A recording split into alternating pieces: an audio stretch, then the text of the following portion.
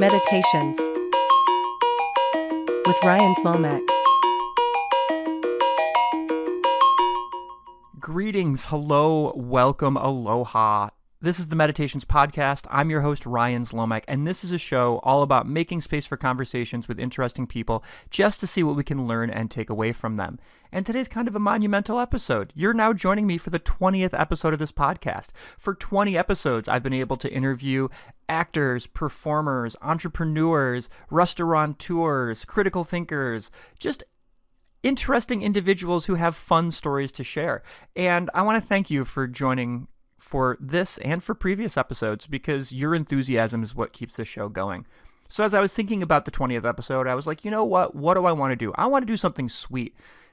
And instantly, getting Amanda Hughes on the show is what came to mind. Amanda is the owner-operator of the ice cream stand in Clinton Square in downtown Syracuse. She's a restaurateur. She's got some pretty cool announcements coming forward for future operations that she's doing, but she's also an athletic and an academic and just an amazing community builder. So I thought that bringing her on the show would be a great time to just have a conversation and consider the way in which we build spaces and community evolves out of those spaces. And I think Amanda is a prime example of the way in which you can do that in the business world, in the entrepreneur world, and with ice cream.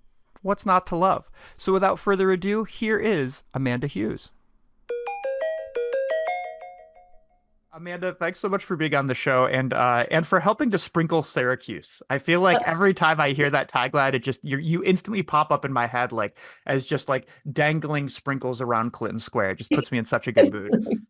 Well, some days I do that, and that's part of the fun of the job. But so happy to be here, Ryan. Thanks so much for having me. It's amazing. Well, awesome. Well, I really appreciate you coming on. And you grew up in Syracuse, and you had a family of kind of restaurateurs. Your dad owned a business, your mom did catering. Like, what was it like to kind of grow up in Central New York and have that kind of food background in your house? Oh, it was delicious and warm and wonderful and welcoming and very boisterous. I'm from a pretty large Italian family, so food was always going to be at the center of it, regardless of whether my parents owned a restaurant or not. But it was really interesting to see that and to grow up in that environment, and also just to witness the entrepreneurial spirit and requirements from a very young age. I always knew I wanted to have my own business. I had no idea what it would be. But I really loved that experience, and it has stayed with me and certainly shaped, how I move through the world today. I love it. What were so on this show I can never not talk about food. So what types of recipes were like shared around your house, or like what were like the big recipes that were like made in the home? And then I'm also curious about like what kind of food work were your parents doing? Well, recipes, I mean, all things Italian, a lot of sauces. Like what I have the strongest memories of, and I can smell the kitchen right now as I'm talking about it. We're, coming in and making sauce with the tomatoes that, my grandparents grew in their garden, and jams, and jellies, homemade pastas. That's a smell. My great grandmother would, make pasta constantly, and that is such a distinct memory and a distinct smell, walking into the kitchen and seeing that, and that I'll just never forget. That's amazing. And what kind of and I just don't know this. What restaurant did your dad run, and like what kind of food catering did your mom do? Well, my mom managed the deli at Sweetheart, which was my grandparents' grocery store. So food goes even further back. And so she would do all sorts of catering. And, as kids, my brother and I would tag along to the food shows, which is funny because now I'm going to those specifically for ice cream. But so she would do all sorts of foods, sandwiches, pizzas, salads, a wide variety of things. And then my dad and his wife owned a restaurant that was, Italian American. It was in Clayton, New York. It's drawing like on the river. the St. Lawrence River. So they had, fresh seafood and all sorts of wonderful things. And, grew up working as a server and a bartender in the restaurant, when I was old enough. That's amazing. The other thing it seems like you really discovered when you were younger was like a passion for exercise and sports. You eventually went to Duke and played lacrosse, right? But like when did you kind of discover your passion and your interest in sports and exercise? Honestly, as soon as I could walk, I think. And my parents could probably tell you that was my dad was my first coach and really, really instrumental and influential in my development through sports, my development overall, and also with mindset, uh, which has been probably had the most profound impact, long term. But I just always loved being outside, always loved moving my body, running around, and trying new things. I loved the idea of being challenged physically. I would love to try new things. Could I do this? How do I learn to throw the softball, swing the bat, handle a lacrosse stick, um, triple jump, high jump, all of these things I would just love to try and just get out there and, like I said, just move my body. That's amazing. I feel like it's always interesting to me how like no matter what happens, we end up picking up some of the most important lessons from our families, like always. Absolutely. We're around them constantly. So it's just ripe with opportunity for better or for worse, right? No doubt, and not to just keep things in the teen sphere, but you mentioned the idea that you learned a lot about mindset from your dad, and this is like we're both super young, right? Like we're the youngest, most hip individuals on the face of the planet, but like this is Yeah. at a this is at a time before like the self-help revolution and like How to Win Friends and Influence People might be like the most popular self-help book at that point in time where you're kind of learning these mindset techniques. What types of regiments or routines or just ways of thinking did your dad have that kind of rubbed off on you so early? Well, I wasn't aware, fully aware until much later in life. And I have such a deep appreciation for it. But I realized it was the way he would talk to me, the way he would dwell in possibility, and coach me to be curious about different elements. And he was always very positive with me. And not just in the very specific lens of sports and, if it was running or lacrosse or something that I could do this, that I've run these hills before, that I've hit this time before, I've seen this picture, whatever it was, the very specifics of that, but that I could really do and be anything in life, which sounds a little cliche, but the way he really talked to me, the opportunities he showed me, and the people that he had me around and talked to me about really continued to, like I said, keep me in this realm of what's possible. And everything seemed possible and available to me if I was willing to learn and certainly put in the work. Do you remember what your first like aspirational career goal was when you were a kid? Yes, there were two, and this was consistent. So my I can't remember which came first, but I always was fascinated with the earth and gems and stones, and I wanted to be a jeweler, just to be around these beautiful things and also to find them wherever they may exist, around the world. And then slightly different avenue, but I wanted to be a backup dancer for Janet Jackson. I think those are they can still happen. I have faith in They you. could still happen. Some would require much more effort. One would require much more effort. But yeah, if that's a little window into, what I was up to, what I was enjoying. It was music and dancing, no surprise, moving my body, and then the beautiful natural world. Uh, I think it's important to reflect on those things. Like my when I was a kid, my mom always brings this up. My first career goal ever was we went to the circus, and the guy got shot out of the cannon, and for like 10 years I wanted to be that guy. Like still today, I want to be that person. And I think it's like important to always have those aspirations no matter what age you are. Yeah, right. There's value in imagination. I'm open to more artists at this point in time. I would gladly be backup dancer for any number of artists. So it's not just Janet Jackson anymore. All right. You heard it here first that if anybody needs backup dancers, Amanda Hughes is available. Fact.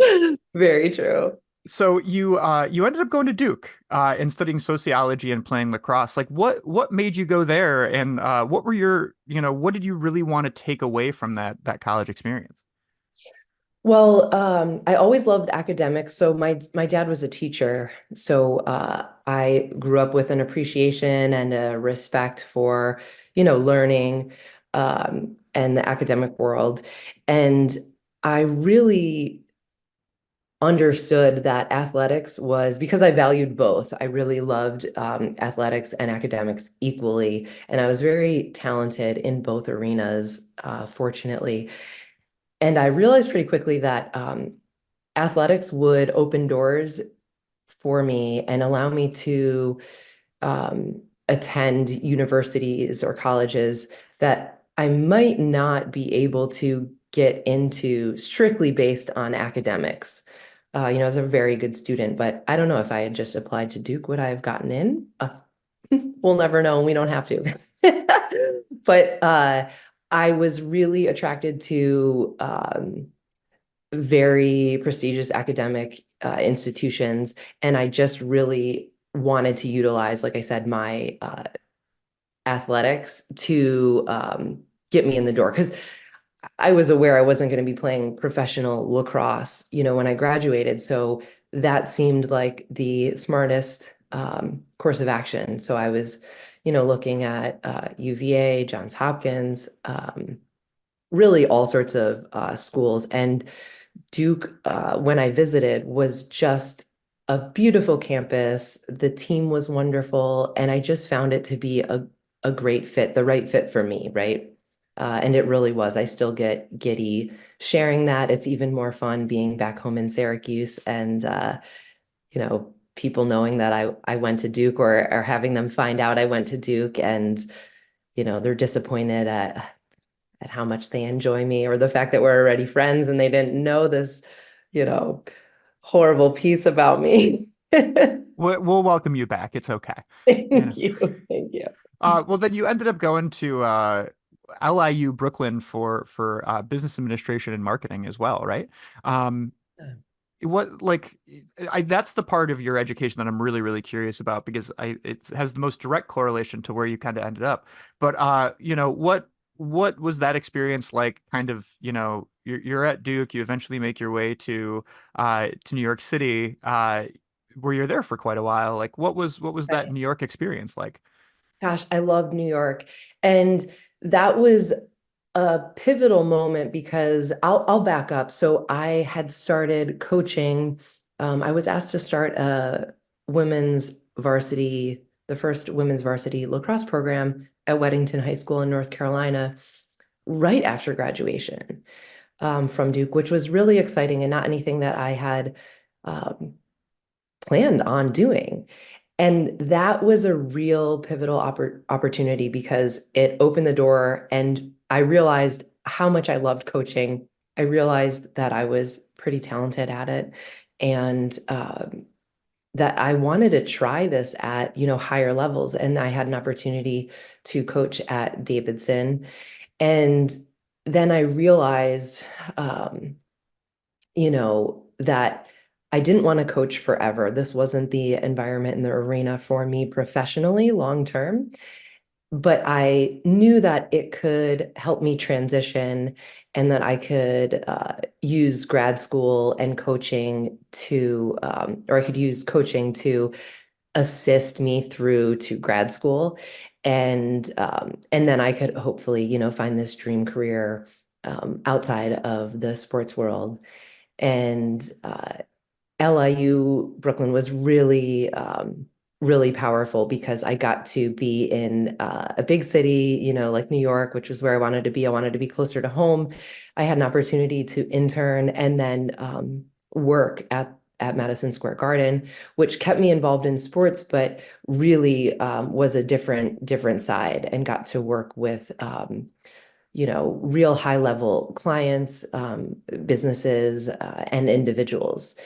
And I just really wanted to use that time and space to help me shift gears. I found a lot of people were having trouble. I was applying for jobs, and it seemed like people couldn't get past the fact that I was a coach, even though I had a bunch of skills and a bunch of experience that were, um, in line with marketing and design and PR, um, community development, outreach, all of these things. But it seemed like people just saw, lacrosse coach. And so I realized, or I thought it'd be helpful to have, this MBA to kind of shift gears. And that's exactly what it did for me.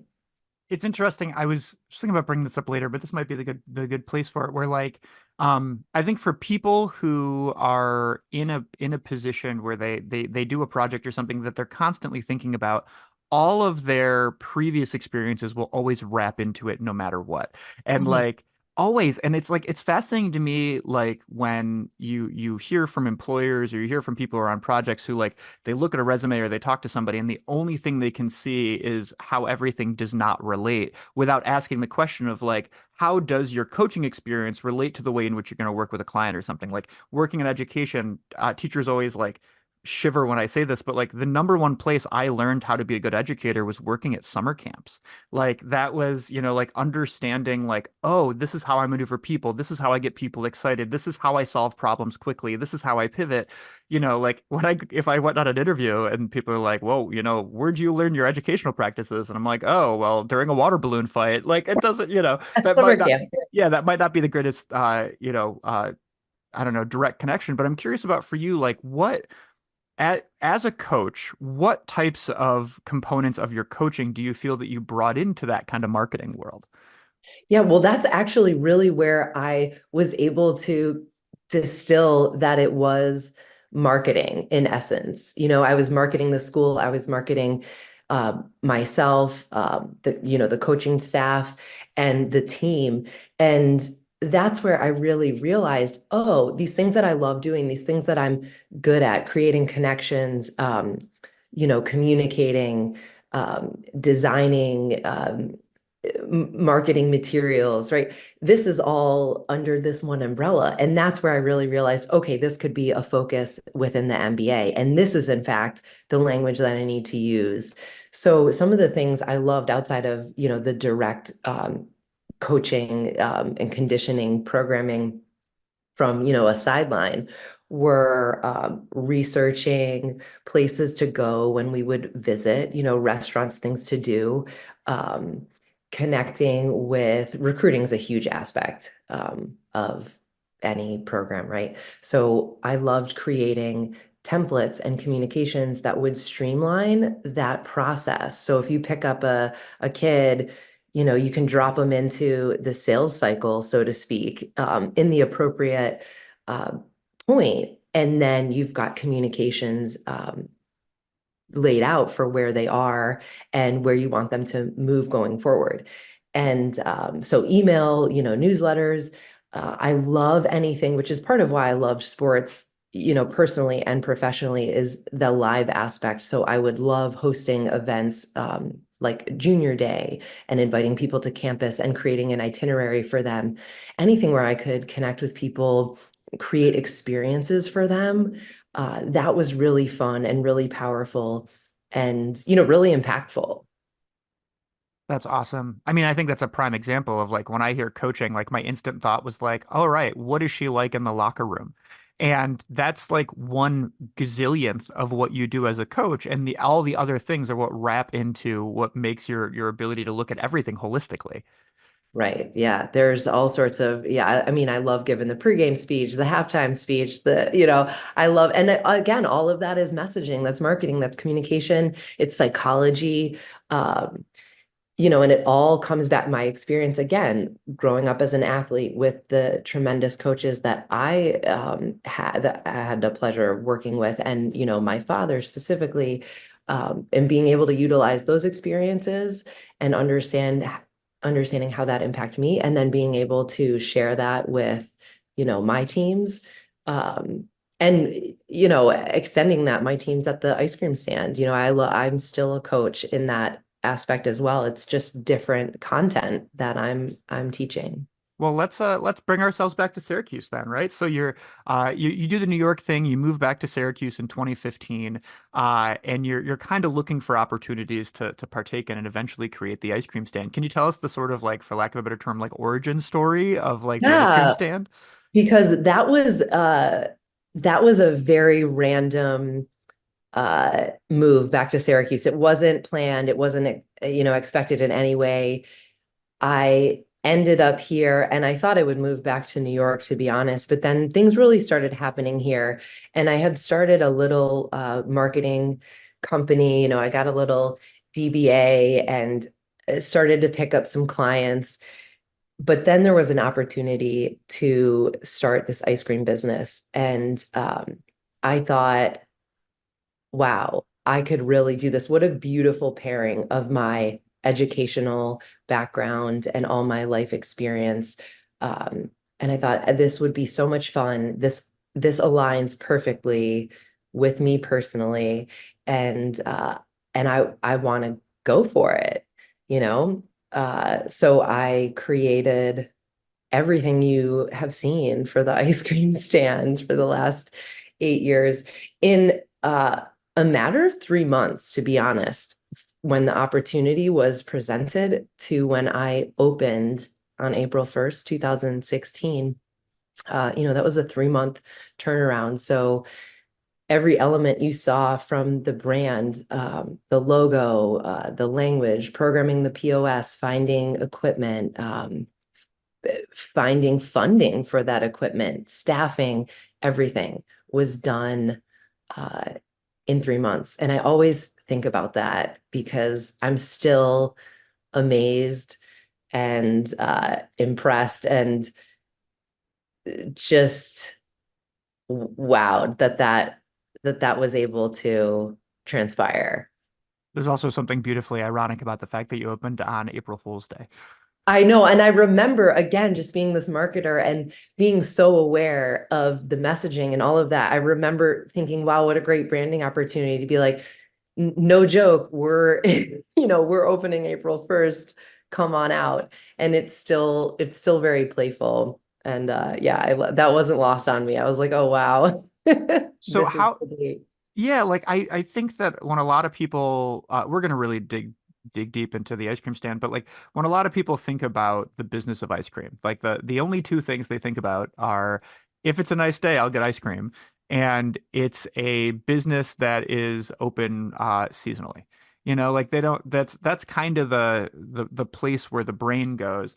And I'm just curious about like, you you didn't only create an ice cream stand, ironically called the ice cream stand, you created an entire vision, and an entire like just like I don't know what term I'm looking for, like structural system in that 3 months. And I'm curious about like, you clearly jumped into this not thinking like, cool, I'm gonna scoop ice cream and go on vacation. You went into this whole thing being thinking, all right, this is going to be a community-oriented initiative. All right, I need to make sure that there's room for growth in this business model. I need to make sure that when I say messaging, it's not just, hey, we've got these flavors. It's like, this is the culture of our business, and all these different things. And I'm curious about like, as you started this business, not where we are right now in 2024, but like when you started this 8 years ago, like what was your sort of vision of this establishment? I mean, it really was to be very much what it is and what you saw. I mean, my vision was, like you said, first of all, thank you so much for the kind words and seeing, and feeling that presence, because that is exactly what I wanted. Before I even thought about ice cream, I was thinking about live music. And community events and ways to bring people in. For me, ice cream is just the vessel. And it could have been anything, but it happened to be ice cream. It's quite perfect for me. And it was really the opportunity to create a place for community, for people to gather and to connect, to grow. And also, I didn't quite realize this up front, but I knew it'd be a little piece, but it's really been a big part of it. I love changing the conversation and the narrative around food, especially a food like ice cream. And again, especially for women. You know, we see people impacted by their relationship with food across the board. But women have a very unique relationship and experience with food for a lot of different reasons. And I've found it to be a really important opportunity to share and kind of shift the mindset around, like I said, something like ice cream that is, you know, demonized or not looked at in such a great light. And it's really not necessary. That's interesting. And you started off, and I'm going to apologize if I'm getting my timeline mixed up, but I believe you started off in Liverpool, um, and in next to Core Life Eatery and Hafner's, and then eventually made your way to downtown. And I'm curious about like that space, starting off kind of in the suburbs and building community that way. Like what were your hopes and aspirations for you kind of incubating the business in that location? Well, I had just really hoped to share this vision of community and connection and creativity, you know, with the community. It was really well received. And, you know, I had lived downtown since I moved back home and spent a lot of time downtown. And it was really beautiful that downtown had approached me and was really wanting me to, you know, bring the business there as well. And I was really fortunate, really excited to have the opportunity to do that and, you know, to grow and have indoor seating be able to be open more of the year if I wanted to, and to be able to connect with the community that I felt most connected to, you know, the downtown community, that vibrant community, people living and working downtown and from all over. So if people are visiting too, you see a lot more people pass through. You have student populations from the various colleges and universities, and you know that those students are from all over the world, and it was just a much more diverse place that I felt more comfortable in and was excited to serve. Yeah. I love it. I want to have a moment of visioning just for our listeners who are not from the Syracuse area or kind of don't kind of are having a hard time kind of visualizing what's going on. The first location of the ice cream stand was kind of the traditional walk-up window, um, you Correct. know, model where you step up, you get your ice cream. There might be some picnic tables or chairs around, but it's primarily in front of a giant parking lot. Um, Right. And you get your ice cream and you go, you may sit in your car, you may leave.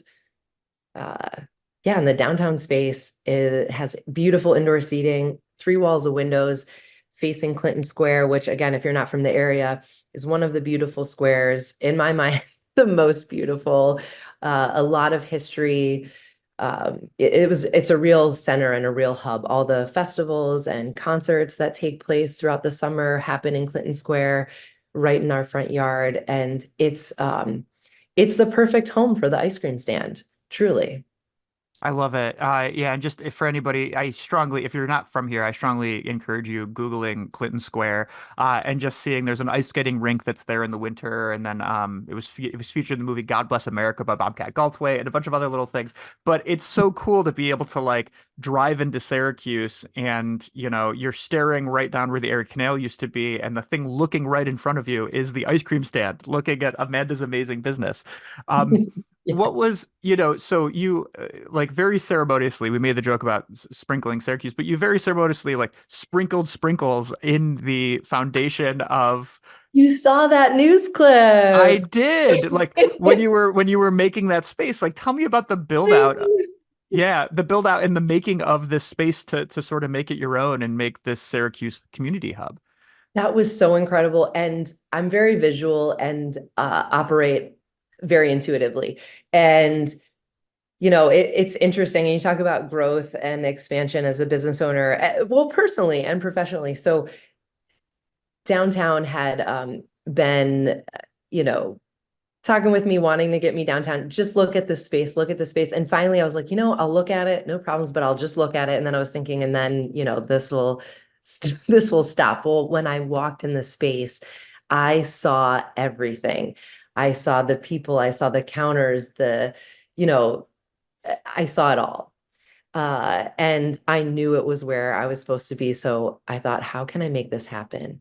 And that process was really exciting because I'm the first tenant that's been in that space. There were no floors, there were no walls, and I got to really create that space and carve out exactly what I wanted, which is exciting. You don't always have that opportunity and have that opportunity so early in your business career, your entrepreneurial career. So that was really fun and exciting. And I got to dive into some other skills like negotiating contracts and build out schematics, all sorts of design elements that I wouldn't have otherwise. And it's really serving me well for this new project, which we might be talking about Oh, later. yeah, yeah. Keep listening, listeners. There might be an announcement coming.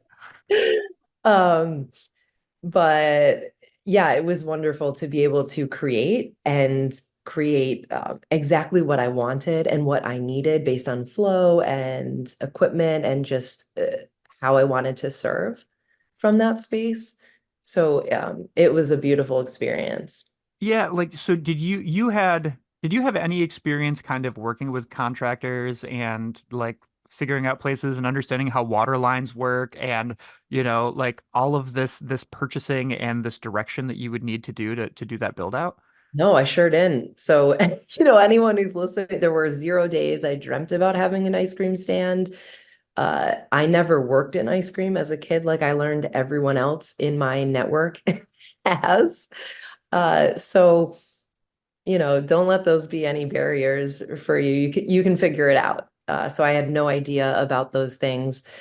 Um, I always enjoyed design and creation. So that was exciting, but just really learned and listened and got to take away information that way.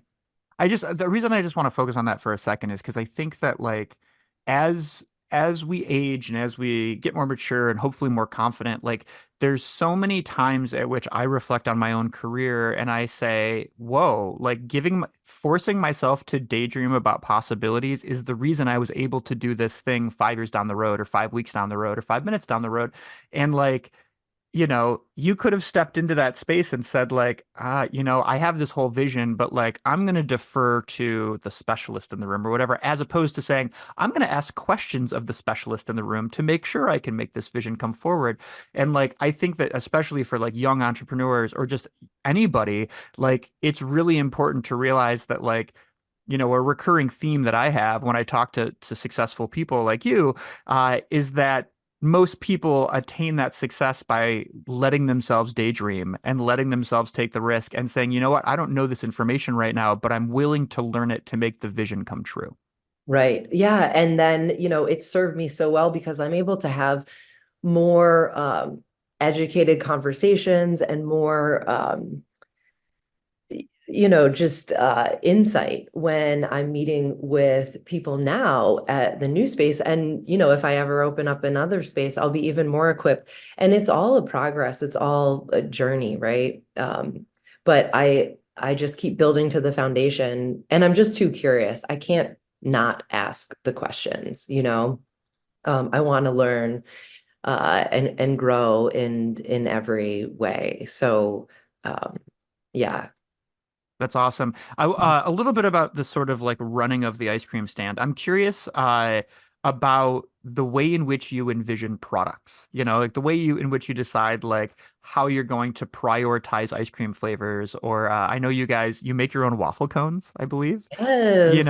I would make Which them is all. great. And I'm curious about like that sort of balance. And then I want to dig a little bit more into the nitty gritty of like how it operates. But can you tell us a little Mhm. bit about like your sort of like product decision making and the way in which you kind of like highlight things for the space and for the community?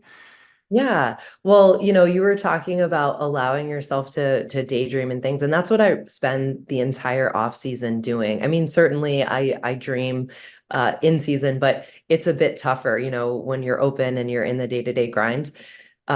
So I spend all of my off season just dreaming and doodling and making notes and lists and journaling and thinking about what else is possible, and I watch and observe other people all over the world that are doing things and outside of the industry. That's where I actually find a lot of inspiration is in other industries. Um, and utilizing things that have worked well, for other sectors of business. So I definitely listen to the community, or I try to. That's a whole interesting, that's another conversation because people have ideas about what you should be doing all the time. But I know what works for not just my business, but for me running that business. You could have the same business, and because it's a different person operating it, they could be able to do different things based on their capabilities and their values. So I try to think about certainly what the community wants and needs, and then what I am willing to provide and offer and what I want to share. And, I love, I love creating and making new things. And when I opened, I had always wanted to make our own ice cream. And then I realized that was a lot, not only to learn, as someone who's starting this business in 3 months, but also a lot of extra equipment. That was a lot of extra finances. And I figured, why don't I just start here? I don't need to reinvent the wheel. But now, 8 years later, I am finally going to be making my own ice cream. That's something new that we're starting this year. And so I think about flavors, I think about certainly like what's trending, so to speak, and what is seasonally available. I love to highlight a new flavor every month because it gives people a reason to come in. It gives us internally a reason to stay excited and learn about new things. Um, and then I just play, you know. And festival season is another opportunity to play. Like with Taste of Syracuse, there are new things to create or to think about in terms of sample sizes to pass out. What looks, and in the back of your mind, you're always thinking about what's Instagrammable, right? What's gonna look good, shared on social media. What do people want to see? But I'm really just thinking about what's going to taste great, make people feel good, put a smile on their face. And also a big part that I haven't talked about is also what's sustainable. What can we sustainably source, sustainably package, and sustainably share with people. I love it. I'm gonna go for the really cheeky question, but like, what's like your favorite, or what are your favorite things on the ice cream stand menu? Oh my gosh, it depends on the day, the weather. That's always fun. Um, but I love the soft serve, is just so delicious. It's local, it's super fresh, very dense and creamy. And people comment all the time that they've never had soft serve like our soft serve. And, if you haven't tried the soft serve, come in and try the soft serve. For hard ice creams, I'm doing anything that's coconut or coffee, or caramel. Those are kind of my go-tos. The homemade chocolate waffle cones are amazing. I love those. I know they're a fan favorite. Every now and then I'll do a flurry. I'm not a big, you won't find me, I will do sprinkles. But I like to really taste the ice cream and let those simple sweetness shine through. So I'm not jacking it up with all sorts of candies or other goodies.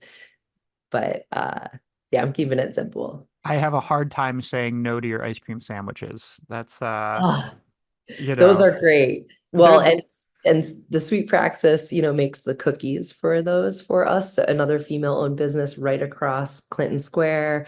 And yeah, those are also a fan favorite. yeah, And I just love every time I eat one, there's two parts that just bring me joy. One is that I get to watch someone make me an ice cream sandwich, like someone is fabricating it in front of me, which is so cool. And then number two is that like it tastes like collaboration. Like I know that like all these businesses and these people are communicating and saying, you know what, hey, we could do A, B, C, and D, but no, we want our chocolate chip cookies from these people across the way that also have a sustainable business model and have a similar mindset.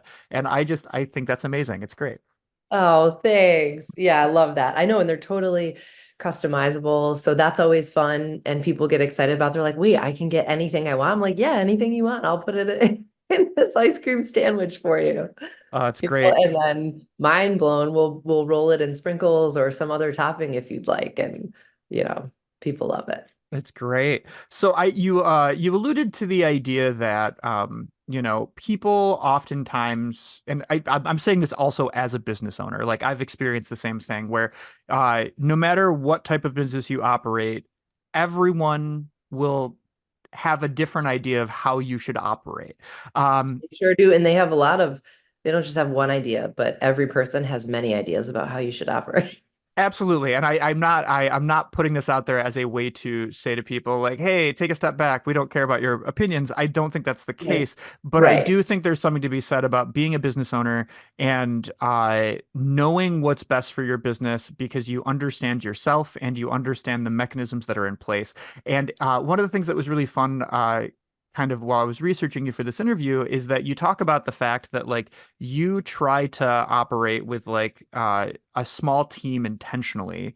And the systems that you put in place are very strategic. And I'm just curious about like if we look behind the scenes of how the ice cream stand operates, like this we're interviewing right now at a point at which you're getting your team together for the season. Right. And I'm just curious about like what I'm curious about two things. One is what do the sort of systems in the background look like? Like how are you utilizing your team and what are your expectations of your team members? And then second hand, like what types of skills are you looking for people to be these community facing individuals at your business?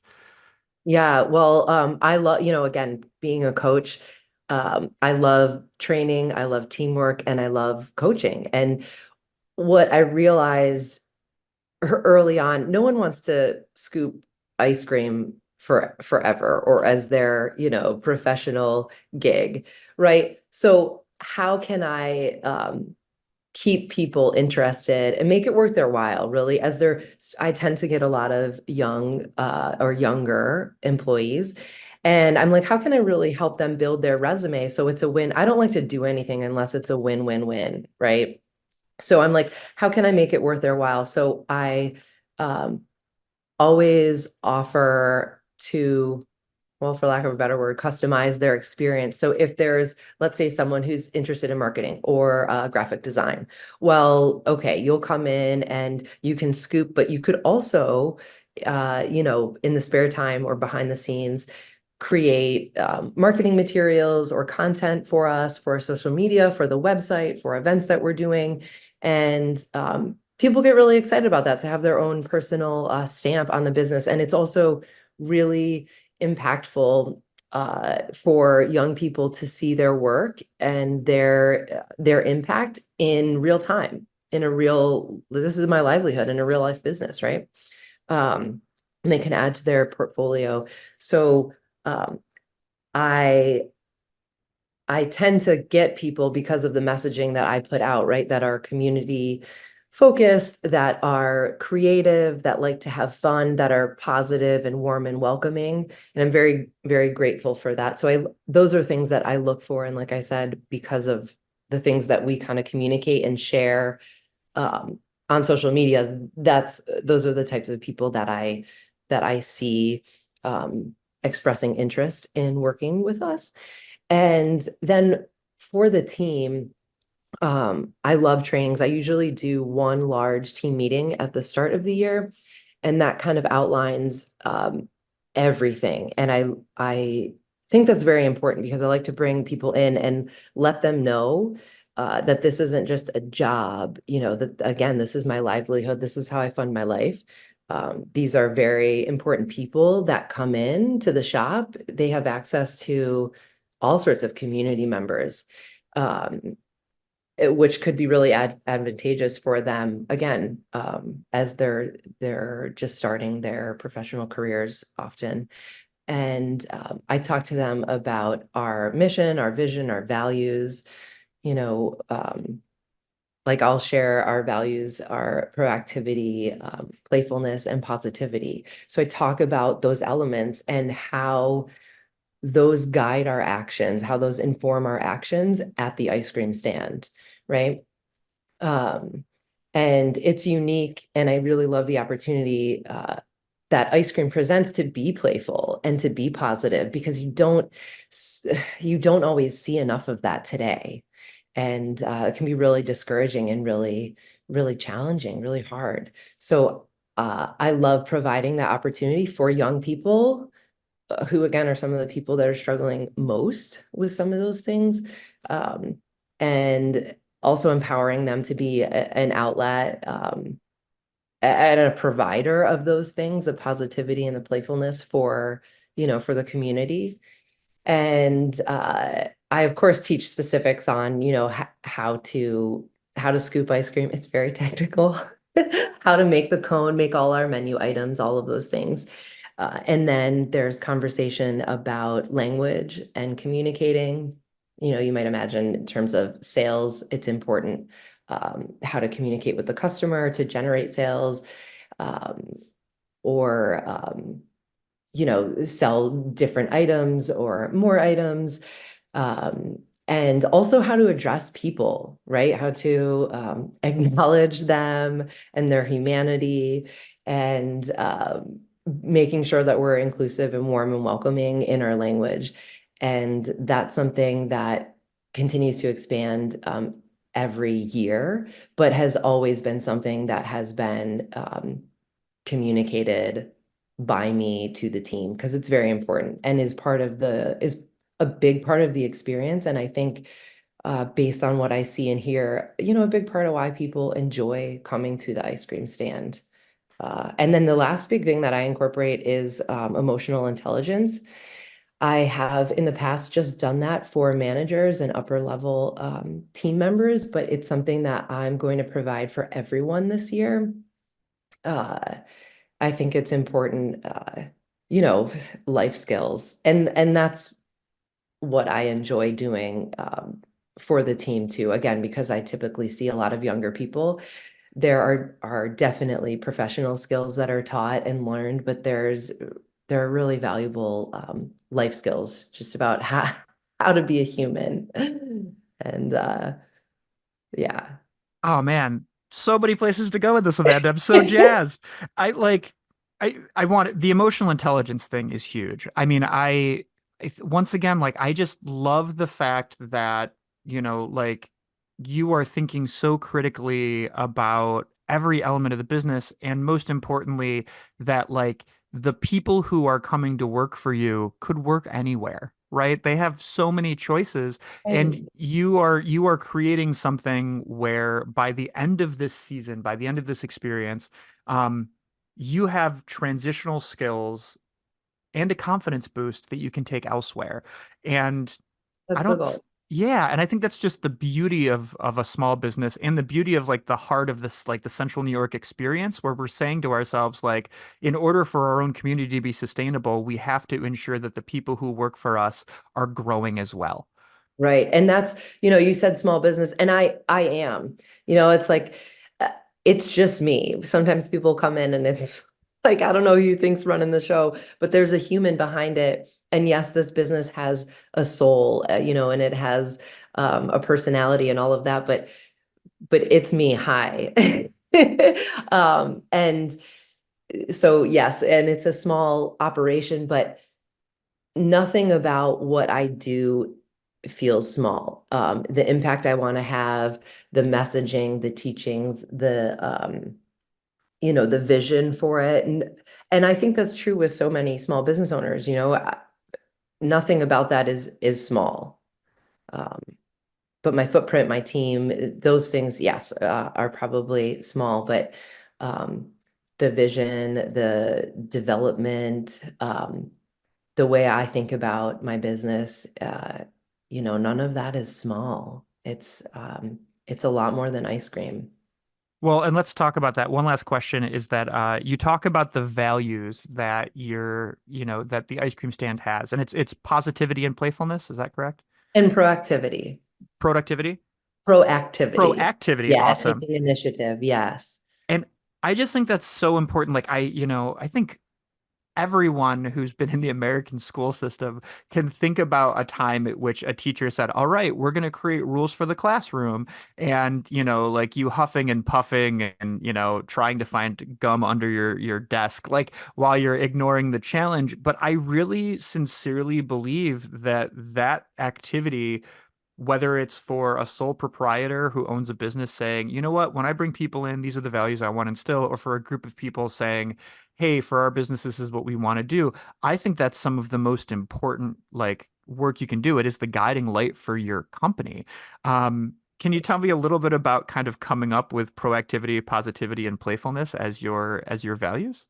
Yeah, I do a lot of reading, and that was after I had read Dare to Lead by Brene Brown. And that's a book that's still out on my coffee table, and I reference it all the time. Uh, but I was just thinking about the essence, because again, wasn't just thinking about ice cream. I'm thinking about, okay, how am I going to train this team? I'm not there all the time. So how am I going to train this team to deliver on this vision and to create the experience that I want people to have, that they would have with me, with these team members? And I, one of the things I always share too is that individuality is important. And I think that's another big draw. So I don't have scripted things for people to say. I have threads of ideas or a general essence, and then I'll give examples. This is how I say it. This is how so and so expresses this. Find what works for you. But the messaging we want to share the takeaway should be the same, but you find a way to say that works for you. So I was really distilling and trying to get to essence on what I could create for a foundation for the ice cream stand. And it's very clearly, I mean, if you know me or have seen me out and about, playfulness and positivity are just radiating from me. I can't control it. That's where I want to be. Those are the spaces I want to exist in. That's what I want to share with everyone. So those are a perfect fit for the stand. And then proactivity was, a not so subtle way to try to embody this action focus idea for the team that, we really want to take initiative. And that's something I really try and coach, even if it's not the quote unquote correct action. Taking some action is important, and then we can correct or have a conversation after the fact, because again, I'm not there all the time, so it's important for me to empower the team uh, to understand that I trust them to make decisions and to do what they think is best and needed in the moment. And then we can always learn and grow, if it was less than ideal after. But that's how I came up with those three. It was pretty clear. Um, and then it was also nice because our focus internally is our three other P's. It's people, product, place. So when we talk about, again, things to focus on, we're thinking in terms of people, product, and place. And all of those things, start at the very base level, like people, like, did you greet this person when they come in? And then it gets more tiered and more nuanced and, even more detailed as you go. So once you kind of really grasp and feel really comfortable and competent with like these foundational elements, then it's like, okay, let's build on that. So try asking them about this, or did you hear them say this? Let's address this way.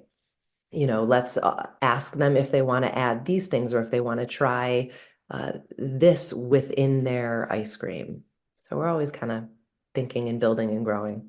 I love it. And I don't mean for this to be like I don't know, a ploy, but like for my business, the Skillshot Arcade, like we're always when we're communicating with our employees, we're saying like, all right, people, maybe they're coming here to play pinball, but in reality, they're coming to be part of a community. They're coming to have a social interaction. They're coming to feel comfortable and at home.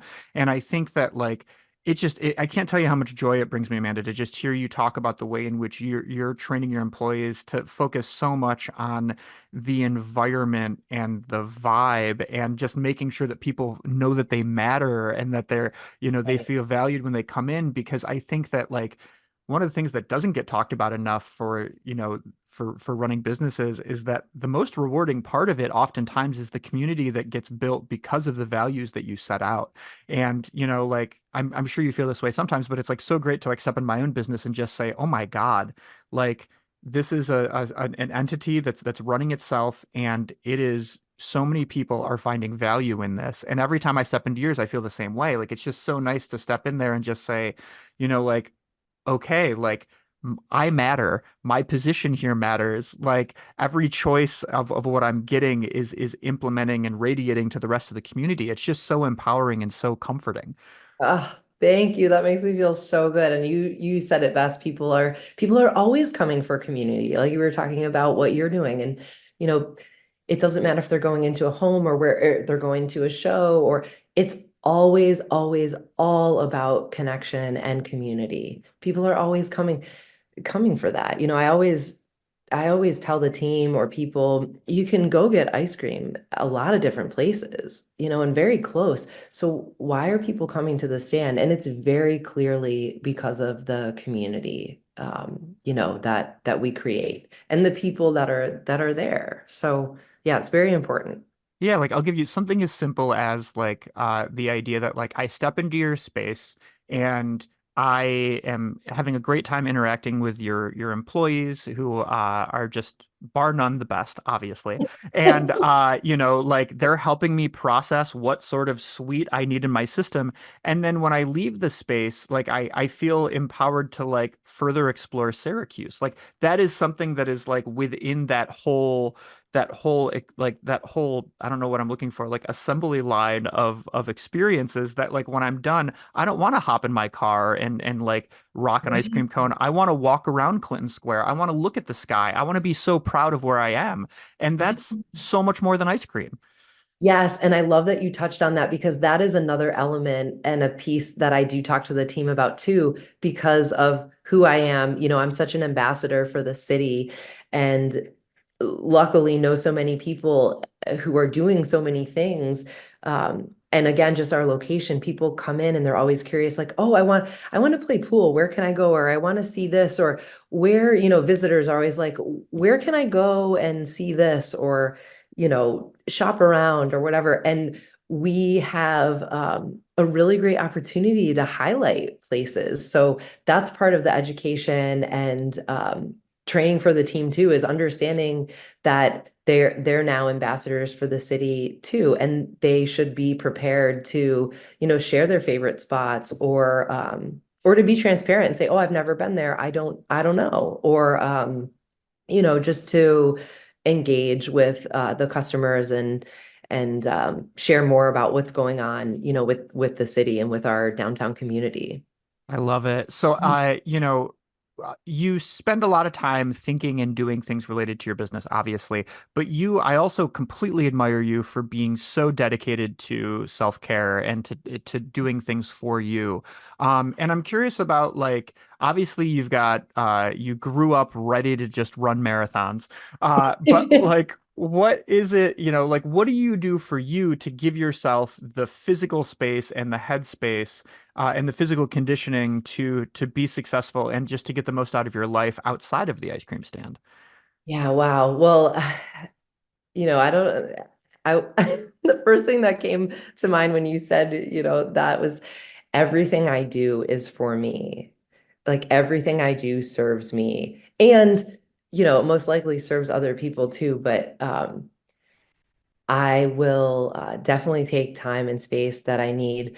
I love moving my body. It helps me. It's like a moving meditation. It's very therapeutic.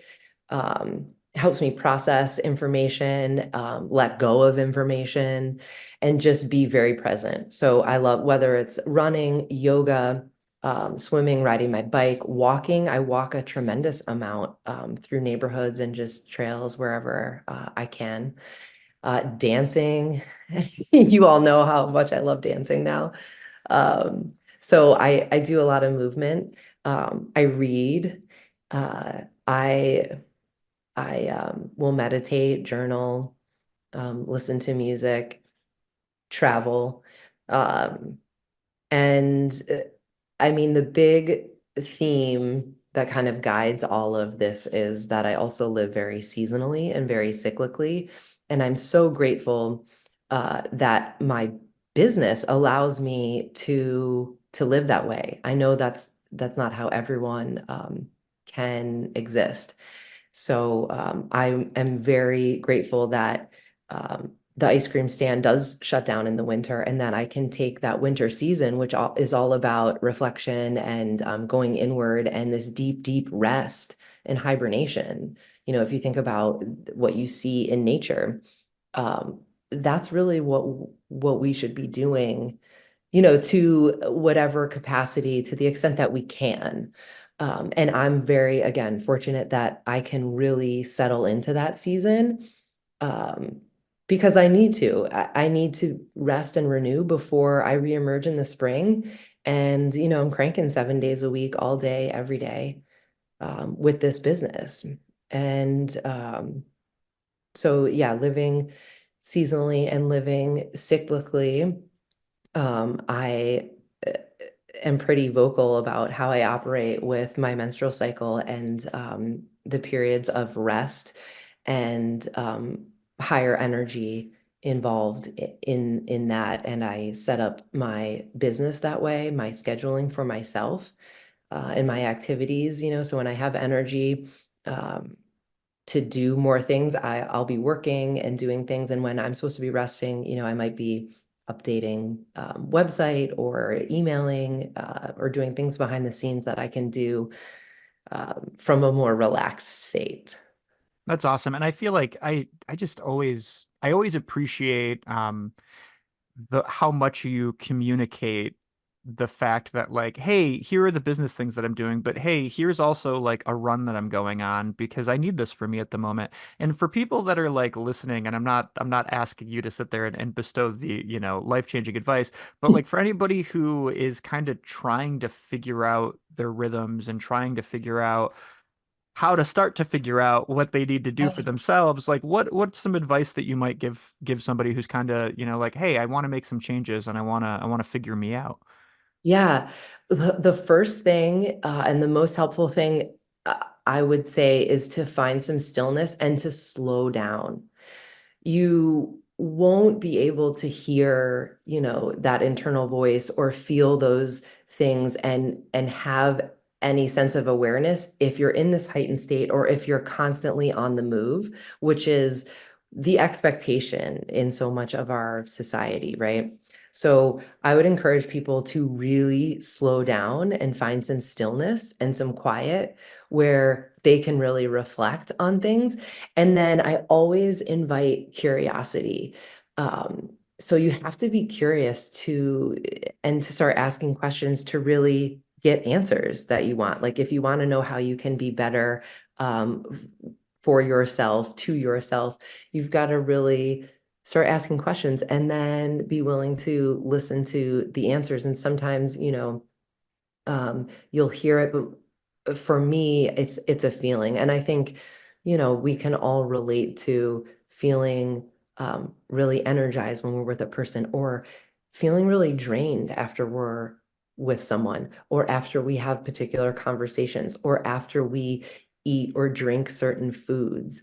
Um, or if we didn't get enough rest. So it can be overwhelming because literally every aspect of life you could start analyzing. But I would encourage people, like I said, to slow down, to find some stillness, and then to figure out some key areas where they want to be curious and just to start small because some small changes really go a long way.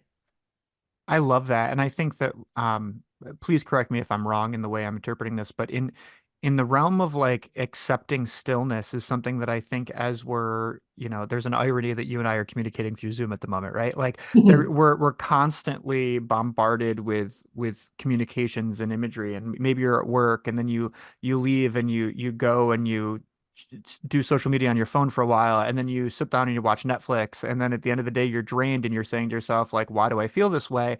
Like getting comfortable with silence and getting comfortable with nothingness is such a hard thing for some people that I've, in my experience, right? Hey, how did you come up with this solution? And I'm like, I just sat in my car in a parking lot for 20 minutes and closed my eyes and just let myself think. And people are like, are you a maniac? Like, who does that? I'm like, I did that for 20 minutes and I came up with a really cool idea. And I think forcing ourselves to say, I'm turning off the phone. I'm just going to chill. I'm not going to read anything. I'm just going to see where my mind wanders. And if we start to allow ourselves to recognize where the mind is headed, we can often find the answers that we've been searching for days, months, years, lifetimes, you know? Right. Yes. And if stillness and silence feels overwhelming or too much, you don't have to strip it all down and be this Zen Buddha, sitting there in this traditional meditation that we think of, go outside, just be outside in nature, listen to the birds, even hear the cars, listen to the water running. If you're by a stream, you can be by a stream or a creek or something, or put on some music or some yeah, music of any kind, some frequencies, some instrumental or lyrics are fine. Something that's going to move you and like dance or just let that be the thing. It doesn't necessarily have to be um, literal stillness and silence, but being able to strip away, I think, the screens and some of the technologies that really impact us and change, the dopamine and the things in our body. When we are outside of those things, we respond and react very differently. Yeah, I So always yeah, find what's going to work for you. And like I said, just start small. Yeah, I always think about myself as like I'm at a traffic, like my body is a traffic light and there's like things kind of passing through it and I have to just force myself to say, you know what? I am not letting any traffic, any communication, anything flow through me for the next 5 minutes, 10 minutes, half an hour. And all of a sudden you become a lot more comfortable with these procedures moving forward. Yeah, yeah. Sorry, did you? Oh no, it's Oh, just in total agreement with you. Love it. go us. Well, so speaking of total agreement, we are both in agreement that we're remarkably excited about what you're going to be doing next. And if I understand correctly, and I'm so excited to say this, you are working on a business called Cream and Coffee Cafe in Skaneatles, that is going to be a sort of a dessert-focused, ice cream forward business that is going to allow your creative powers to just float into a whole new level of existence. So, can you tell us a little bit about what we should be expecting from you, Amanda? Yeah, oh my gosh. And this is wild because this is the first time I'm really sharing this in this way. So, Cream and Coffee is the name of the place, and it is a cafe concept. And like you said, dessert forward, ice cream focus, because that's what I know and love. And this will definitely allow me to expand. Food wise, beverage wise, on some of these things. The ice cream stand has a pretty clear focus, right? And for a while now, I've wanted to expand and grow and build a different menu. And I didn't really have the opportunity to do that reasonably at the ice cream stand. And Cream and Coffee will allow me to do that. So I'm really, really excited to share this beautiful space with everyone and continue the community connections and all the good times at this new spot with beautiful views of Skinny Atlas Lake, by the way. Yeah, it's going to be amazing. And I think for listeners who are not familiar with upstate New York, Skaneatles is a small community that's about a half an hour west of Syracuse, New York, and is on an amazing, amazing lake called Skaneatles Lake, where I mean, I'm not a huge nature person, but every time I'm just like walking around that body of water, I feel like I'm transported to like a new level of relaxation. It's just a beautiful town, and there's just the veneer of the buildings are just historic and beautiful, and it's a very tight community. It's a community of people that are really there to support one another. So I feel like your visioning and your values are just going to fit so nicely into this new community. Well, thank you. Yeah, that's the hope. The Finger Lakes region is so beautiful, and you know, Skaneatles is like you said, a really vibrant, very quaint village, and I'm really excited to be a part of it and to share, what I do with with all the people who pass through Skaneatles. It's going to be great. Are you comfortable telling us some sort of like menu items that you're kind of playing around with or you're interested in doing? Well, yeah. I am playing with the idea of cream in its various forms, and this will be a big focus. So you'll see, sweet cream and ice cream and things like that, and then you'll see um, butters and just different. Um, Varieties of cream that will be for, breakfast, lunch, and some dinner type items. Uh, Not a super expansive menu. Again, we're going to start small, but the idea was really to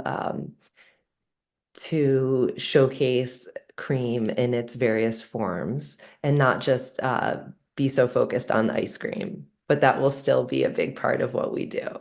Well, it's going to be great. I mean, I can just already having not seen the space and not seen the venue, but the one thing I can envision is just coming back to this idea that like, ice cream at the ice cream stand is a vehicle for me to feel empowered to explore Syracuse, and the idea that cream and coffee is going to be these series of items that encourage me to explore another town, explore Skaneatles, and Yeah. feel empowered for that. And I'm just really excited about that experience.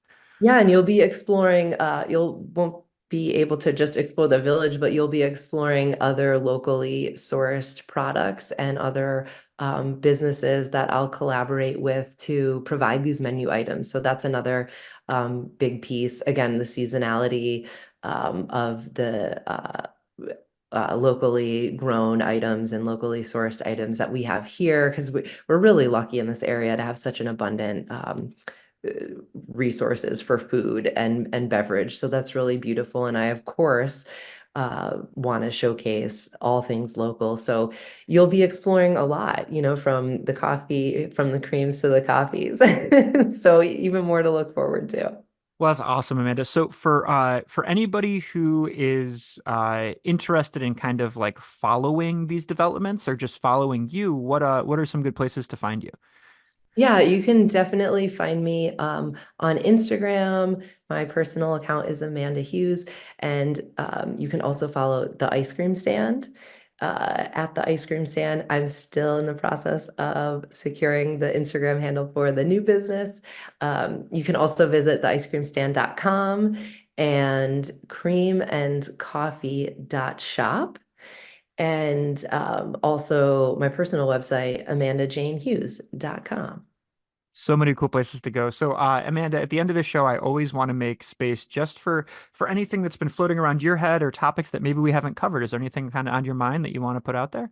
Wow. Well, I just want to express so much gratitude for the invitation to be on this podcast with you.